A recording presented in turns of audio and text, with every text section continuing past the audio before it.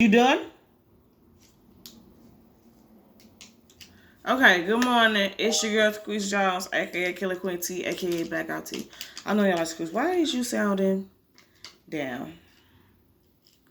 And the answer is Elijah, hand me the book. Okay. That's not why I'm sounding down. I use Spizzy to get most of my subscribers. Majority of my subscribers. And Which one? the book on the top right here. In the little cube. In the little cube? This? Yeah. This one? Mm-hmm. Okay. So this video might be a little long. I use Spotify to get my... You've been seeing it everywhere. The ads everywhere. And... they promised, they said that no matter what, either they're dead subs or there are dead subs. There are dead subs. Every sub that I got from Spotify is from Spritzy is a dead sub. It's dead. And it's crazy because at the end of the fucking day, I'm the fucking one that is losing out on the shit. But it's cool.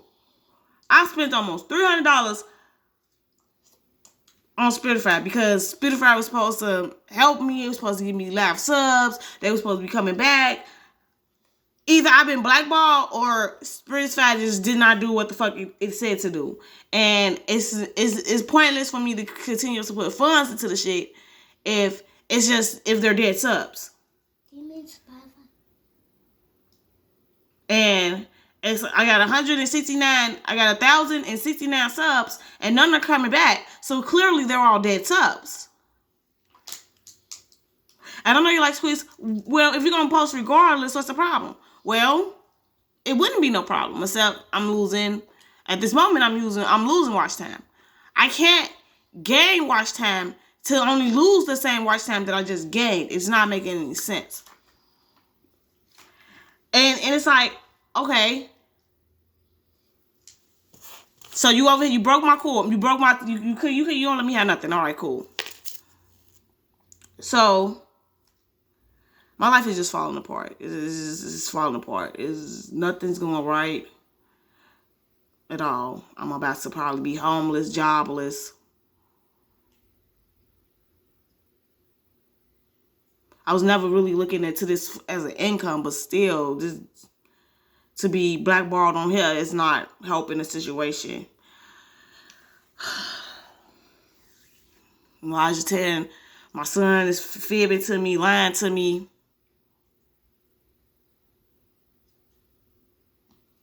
I'm not winning. I'm not being. Anyway, chapter 16 of the Sisterhood of BlackBerry Quarter. The wash had been drenched by the rain and dried to get in the summer's air. Now dark clouds hovered above the day and threatened to open up and saturate the clothes again. Bonnie knew she should take them down from the line, but she couldn't muster the energy. Marlene was gone only a day, and the child's absence seemed to magnify the emptiness in the house. A strong wind made the kitchen curtains rise and the back door squeak on its hinges. Bonnie peered at her laundry basket beside the door, but turned back to the morning paper. She thought about preparing breakfast, but hated the idea of cooking just for one. She suddenly wondered if Naz was having breakfast right now. Did he sit with Lucinda and her daughter and eat like family? Did Lucinda make him grits and eggs for breakfast or short ribs of beef for dinner with those tiny carrots that he liked? Bonnie pounded the kitchen table with her fist, angry for letting her mind drift though. So I say finish it and you... Okay. Her man had been gone almost 2 months now, and surely the loneliness should be letting up. Was Naz hurting as bad as she was? Was he missing her as much as she missed him? Maybe he was not. Maybe he was. According to Horace, Naz had attended only one of the brethren meetings, but not any of the hunting or fishing trips. Melancholy and sadness, she thought. They were the only things that could make Naz Waller forgo his outings. Thunder rolled in from the woods. Bonnie wearily took her laundry basket out to the line and began plucking clothespins from over a white sheet. She snapped the sheet straight, then folded it. It felt cool against her body. Bonnie pulled down a pale green tablecloth, and the wind lifted it straight up toward the sky. The warm breeze felt good. There was something comforting about a gray day. Maybe because it seemed like the world had slowed down a bit, and Bonnie needed time to try and catch up. She moved to where the line had doubled around the spruce, and jumped to the sight of a boy sitting just a few feet away. His eyes was closed, and his head tilted up, allowing the curtain to skim across his face. He was about 7 or 8, and his dark body appeared streaked against the pale linens. "Hey there," Bonnie called. The boy bolted to his feet. He peered nervously across the lawn, then back at Bonnie. "Where you come from?" Bonnie asked, holding the top of the clothesline with one hand. "Did you finish it or did you just exit it?" I finished it. Okay.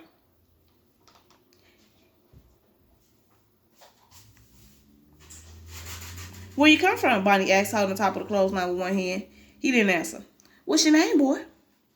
"Noah," he said. "You lost, Noah?" "I ain't lost." His legs, scarred from old mosquito bites, looked like 2 brown twigs under baggy pants, cut off at the thighs. "Been picking blackberries in the woods?" she asked. The child stayed focused on his feet. Ain't gotta talk to me, huh?" she said. "Okay, I'll just talk to myself then." The boy watched as Bonnie folded the sheets. Every once in a while, lower flock kids would wander this way to pick berries in the bramble. But this boy looked too young to be one of them. Bonnie set her basket beside the boy as she passed her folded sheets in. "You know who Noah was?" she asked. The child looked up. "My daddy," he whispered. Bonnie smiled. "He wasn't the first." She pulled a pillowcase from the line. "Your mama ever tell you about Noah in the Bible?" she asked. "My mama did," he said. "But she most probably told me when I was little." "When you was little?" She chuckled. "Hey, boy," a deep voice suddenly called. Noah took off running across the black lawn. Bonnie pulled down the last sheet and could see a barrel-chested man wandering across the grass. His hair reading from his forehead was matted in the back. He wore a blue flannel work shirt with the sleeves cuffed to the top of his arm. Denim jeans were caped with mud at the hem. He bowed his head respectfully when he approached Bonnie. "How you do, ma'am?" he said. "Sir," Bonnie replied. "I'm looking for a woman. Name is Wilder," he said. Bonnie looked at him cautiously. "That would be me."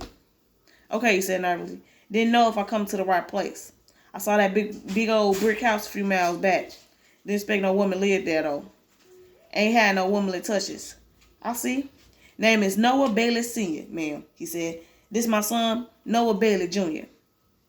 "I met Mr. Man here," Bonnie said.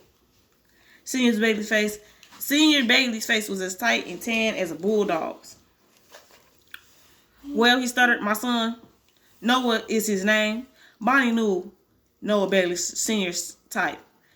Much like many men in the Three Sisters, he was barely educated, proud, and hardworking. "Would you like to come up on the porch and sit down?" Bonnie asked. He looked at the gray morning sky. "About to come up a bad cloud," he said. Then he nodded. "Yes, ma'am. I believe that'd be best." Noah Sr. carried Bonnie's laundry basket to the porch. His son ran ahead and took a seat on the top step. "Can I get you some sweet tea?" she asked.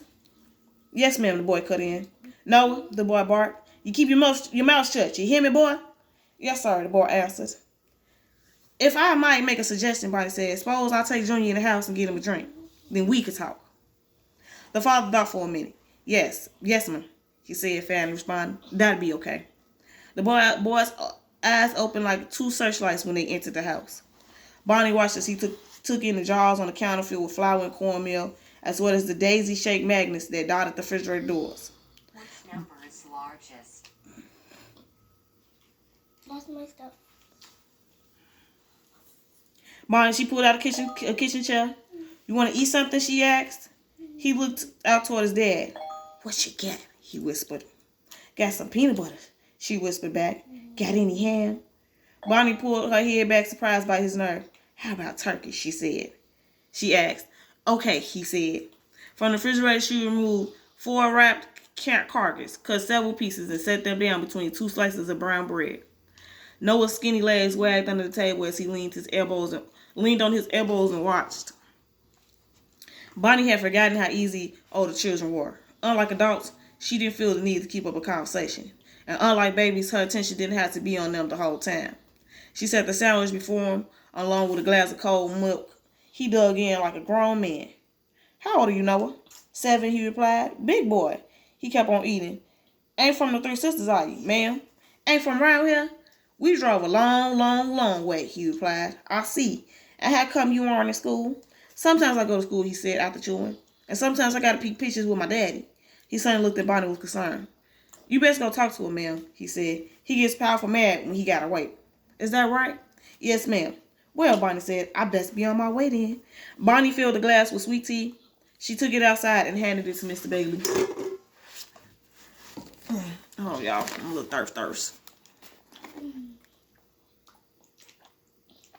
Love you. Love you. Love me some naked. Well, not all of them, just some of them.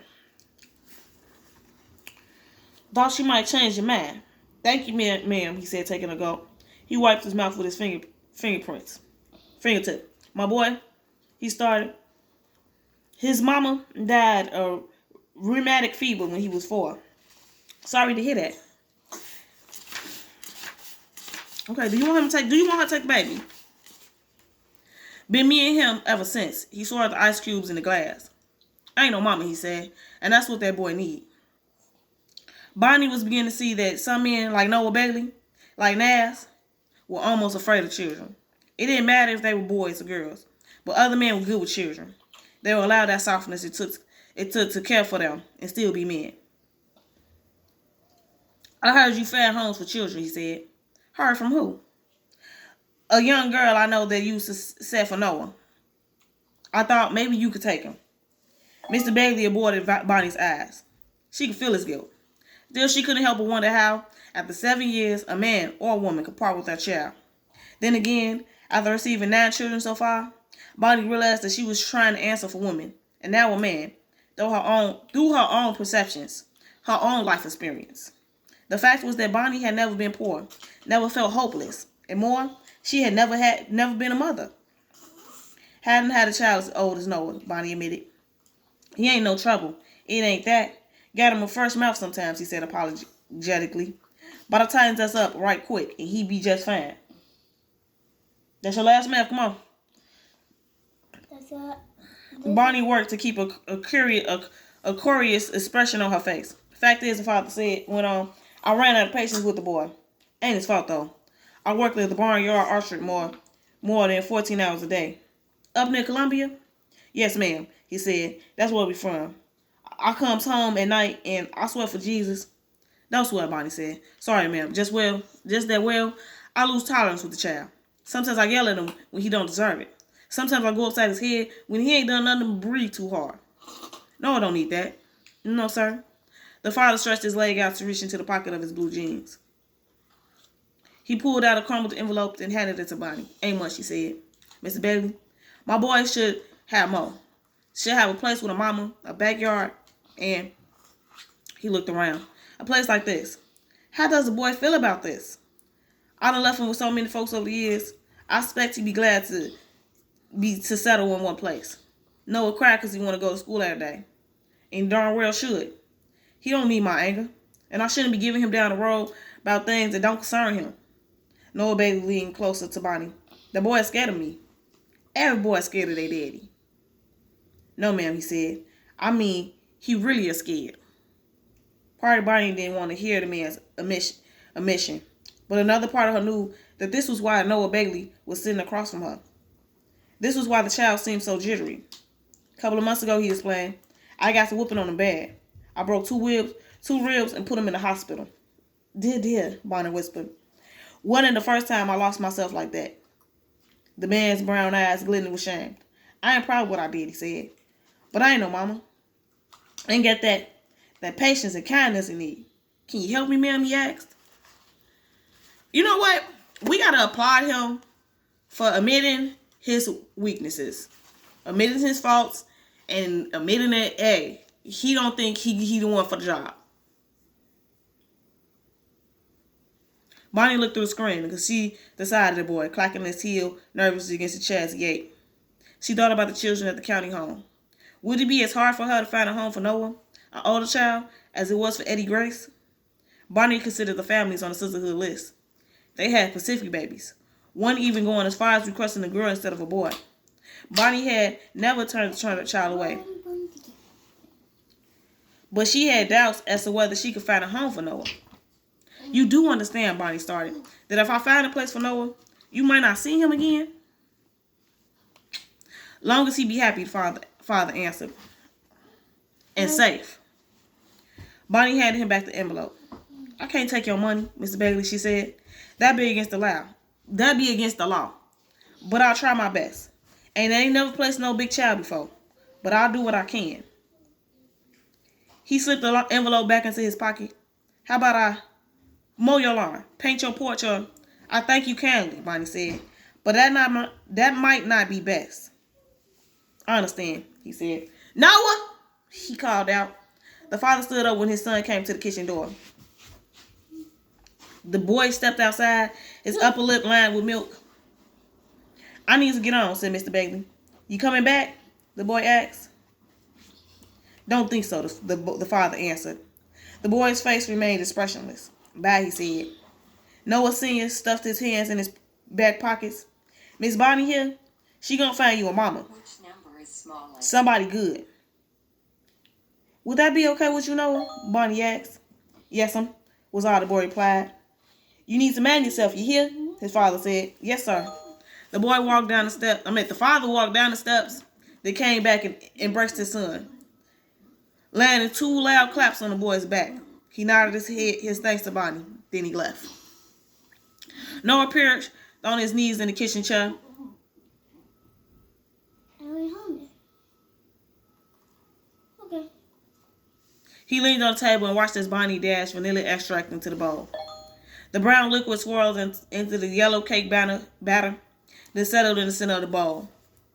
Tutti Frutti played on a small radio that sat on the counter. Noah's head moved up and down to the beat as Bonnie whipped the spoon around and around. This is going to be a good one, she said. I could tell by the aroma. What's aroma? It's what things smell like. I like cake aroma, he decided.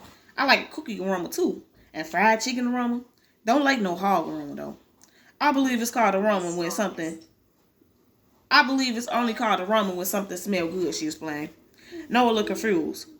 What you call hog aroma then? Which number is smallest? Bonnie thought for a moment. Call it nasty, she replied. So you don't know your numbers now? I do. Okay. Noah covered his mouth with his hand when he laughed. She noted that he seemed to censor his emotions. Never laughed too hard or talking too loud. The first day, the boy was so quiet that it was hard to tell a child was in the house. The second day, he began to loosen up and would answer Bonnie with more than one word. And now on his third day, it seemed that Noah was finally getting comfortable. He talked more, and he especially liked to ask questions. Lots of questions. You got a mama? He asked. She died when I was a little girl. Like my mama? I got some. Yes. Bonnie spooled the batter into 2 tin cake pans lined with wax paper. What about your daddy? He asked. Where your daddy at? He passed away too, Bonnie replied. But I was a grown woman when he died. Noah's eyes sparkled with curiosity. So, you ain't got no mama, and you ain't got no daddy. I don't have, she corrected. Not ain't got. And you don't have no kids, he went on. I told you once before that the Lord didn't bless me like that, sweetie. Why he didn't bless you? You do something bad? Sometimes women can't have babies. Sometimes men can't make babies. Don't mean they bad. So, you don't have no mama, the boy went on, and no daddy, and no kids either. Barney could see his little face bunched up and thought, that means me and you is both orphans. Barney had never had her life laid out so simply and so sadly. I guess we are, sugar. Bonnie, Thor yelled from the porch. Noah's eyes shot toward the kitchen door. Bonnie had had a visit in 2 days that he'd been here. Where you at, Bonnie? She called. Kitchen! At least you finally got your front door open, she called as she walked through the living room. Need to get some air up in here. And Lord, but is that radio out here? Me, you're finally coming back to the world. I thought we could go into town, because I need to buy. Thor stopped at the kitchen door. Hello, little boy, she said. Noah didn't answer. He stared at Thor, and she stared right back. Who is this, she asked. Noah, Bonnie said. And who is Noah? A boy, Noah said. I can see that, Mr. Smarty Pants. I did Mama. Okay, go to your reading. Give me language arts. Mm-hmm. Who are you? Noah asked. Thor stood over the child with her hands on her hips. I am Thor Dean. Bonnie laughed. Girl, you say that like you the president of these United States. Well, I ain't used to no child asking me who I am. She skirted at Noah. This another one of your fondlings? We'll talk about it later, sweetheart, Bonnie said. Thor said, eyeing the boy. And as tiny as the other babies. I ain't no baby nor defended. I'm a boy. You a boy that ain't gonna make it to a man if you keep talking to me like that, Thor warned. Noah, Bonnie said, don't speak to Miss Thor that way. Go in the back and wash the batter off your face, baby. Yes, ma'am, he said, hurrying away. First thing, Thor yelled. She waited until the boy was out of sight and looked at Bonnie for answers. His daddy left him. A daddy this time, Thor said, setting her purse on the counter. Why? Why don't anybody leave their child? Thor plopped in the kitchen chair. So who's this boy's daddy? What he look like? Thor used her pinky to dip into the batter bowl, while Bonnie told her about how Noah had arrived. Well, I must say that you look better than you did a couple of days ago, Thor said. Sound better, too. And thank goodness, because I was getting worried. Ruby Pearl come by my house and told me that Natalie and her baby. Ruby Pearl come by your house? We both concerned about you, Bonnie. That much we have in common. Anyway, I thought I should leave you to yourself for a few days. That's why I ain't come by lately. She looked toward the back door when the water went on. Also, I've been dealing with Horse and his mama again. It was good hearing about others' problems. Dorothy had a knack for centering Bonnie and bringing her back to the level ground. The woman had another stroke. Sorry, Horse sister, Thor prattled on. They call her Bitsy, you know. But I declare the woman as big as this here table. Well, Bitsy don't know her ass from her elbow. So me and Horse got to go to Huntsville again. Make sure his mama take the right medicine. Make sure she rests. Make sure she gets something to eat. If I ain't know any better, Thordine, Bonnie said, I was sweaty that you were actually worried about Horse's mama. Me, she said defensively. What about Mama Dean? Please. It's just that when Horse mama is sick, Horse is sick. Then he make me sick. Bonnie chuckled. She had to wonder why Thor found it so hard to admit that she cared. I got you two people. Thor grabbed a dish rag and wiped the flour from Bonnie's table. They heard the water turn off in the back bedroom. You called the sisterhood about this boy? Not yet. Keep him, Bonnie. Bonnie looked at her old friend like she lost her mind. I can't see why you wouldn't keep Tally's grand. I can see why you wouldn't keep Tally's grand. I understand that, but I couldn't do that to that boy, Bonnie claimed. First he ain't had no mama. Then he come to the house with no daddy. Anyway, she whispered Thor, if I took a child, it would be a baby. You so full of shit, Bonnie Wilder, she said. What? Thor placed both hands on top of the table. Her nails looked like 10 pearls. The only reason you ain't thought about taking this boy, she said, is because you ain't no Nats to come back. That ain't true. Look, I didn't come here to argue with you, though you need someone to tell you to set you straight.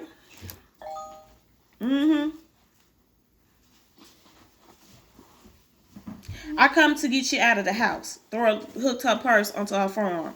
Noah walked back in, but obviously you got other things to do. She looked at Noah with purse look. Hey kid, you take care of my friend, you hear me? Yes. Yes what? Thor demanded. Yes, Miss Nora, he said. Thordine is my name. Fresh mouth little monkey.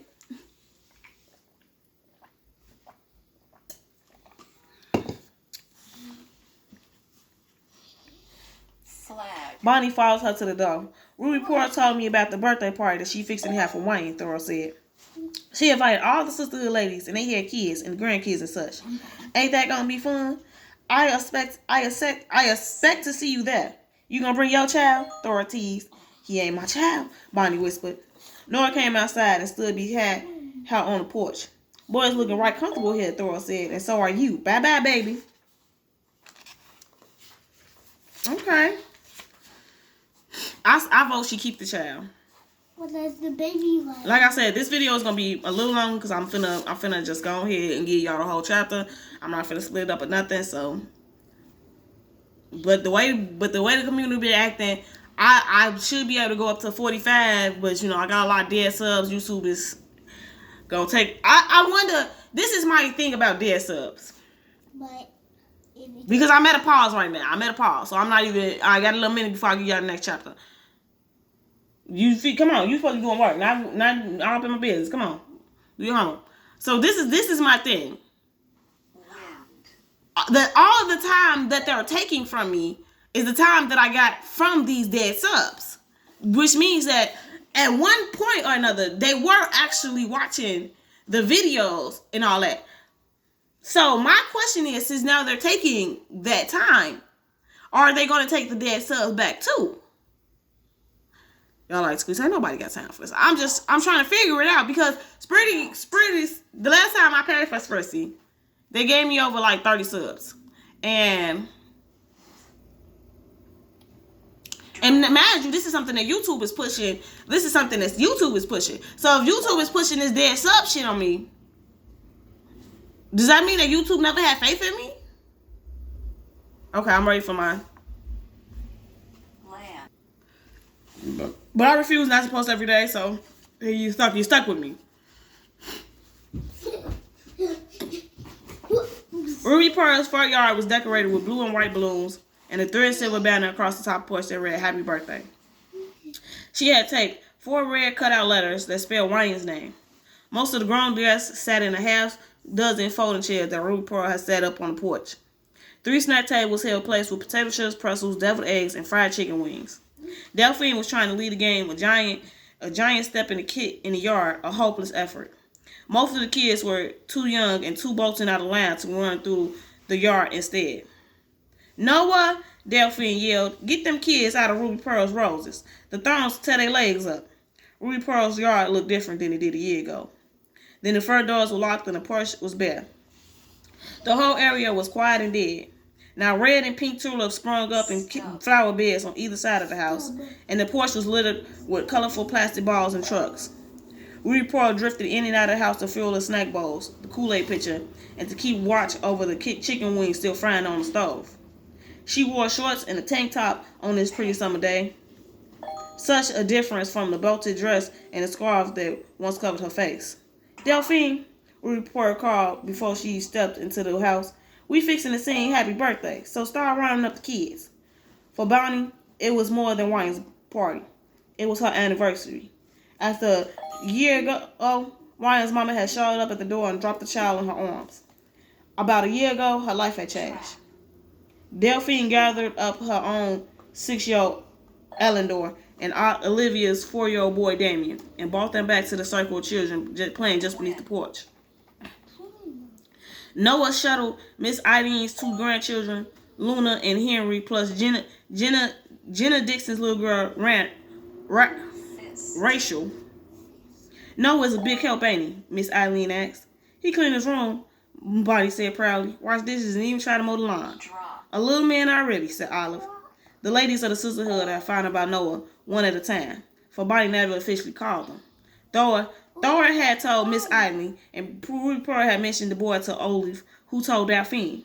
They all thought Noah was a perfect child for Bonnie, so no one even attempted to look at the list. They knew that the longer Noah stayed, the more he filled Bonnie's heart. "He's the sweetest boy," Bonnie said. "Please keep him." I'll just give my 2 prizes. Okay. Did you finish that one? You got what? One more language art to do? I only have one more language art. Okay. That's why I got the prizes. No. She watched Noah Yankee and Miss Eileen's fighting grandchildren apart. Still a little on the nervous side, but he misses Daddy. Sometimes he wake up in the night calling the man's name. Miss Eileen said, "I guess that's one of the things about having an older child. They got recollections." And it said that the boy had such a tough time, Bonnie said. She tapped her knee. I gotta make sure it's still recording because this bitch will cut off. Drip. She tapped her knee with the fly swatter. "But he will train. That boy get right up from bed and make breakfast for us both." "Shut up," Ruby Pearl said. "Ain't fit to eat," Bonnie laughed. "But bless his soul, he do try." Every once in a while, Noah would glance at the porch just to make sure Bonnie was still there. "I get the feeling that he spent too much time alone." You say his father worked all hours? Olivia put in. Noah had to be his own mom and daddy. I always try to get him to talk about Noah Sr., but he won't, Bonnie said. Must be tough, loving someone and hating them all at the same time. Miss Eileen bit into the chicken wing. You gonna keep him? Olive fanned herself with a magazine. Dora swatted flies from the punch bowl, and Miss Eileen wiped her mouth with a napkin while they waited for Bonnie to answer. She wanted Noah to come back, and she still missed her husband desperately, but she hadn't heard a word from the man since he left. Then, too, after only 1 week, she couldn't imagine being without the boy. I think I will keep him, she replied. At the very moment, Bonnie fully gave Noah her commitment and her heart. Yay! Yay! Dora leaned over and hugged Bonnie as the woman applauded. Noah and the other children looked at the dogs as if they were having a party of their own. We're right here to help you, Bonnie girl, Olivia said. A boy can never have too many mamas, Miss Eileen chimed in. Just then, Ruby Pearl emerged from the kitchen with a 3-layer chocolate birthday cake. Come on, baby, she called to the kids. Ryan sat on the porch in the birthday chair but screamed out when the other children ran in from the yard.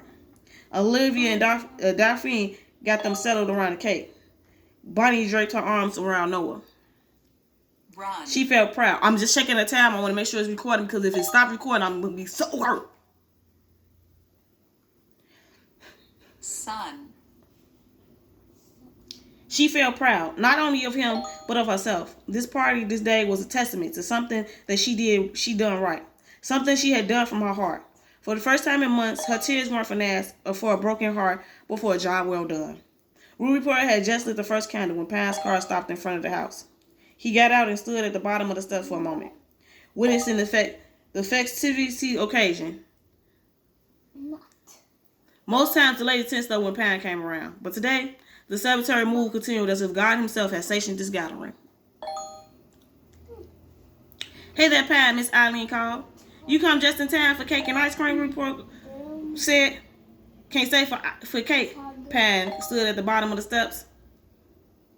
Oh, loosen up, man, Thora said. Miss Eileen made the cake, and you know that Miss Eileen got away with chocolate cake. Bonnie, he said, I need to talk to you. Hunt.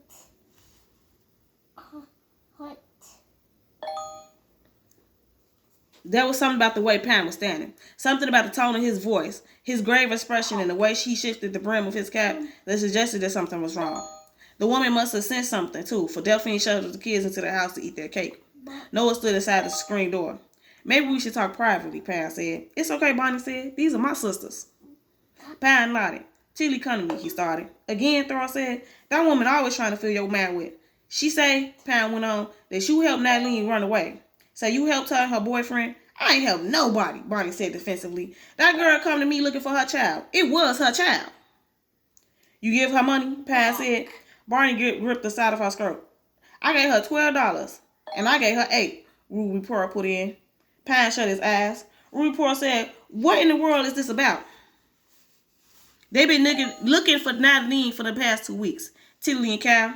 Tilly said she called you, and you denied knowing where. I don't know where she is, Bonnie snapped. But that boyfriend, Pan went on, that Kevin Price, the one is the father of Natalie's child, he finally told Tilly and say that they was in Charlotte. Okay, what the fuck they got to do with me? What are you here at my house for? Let me know.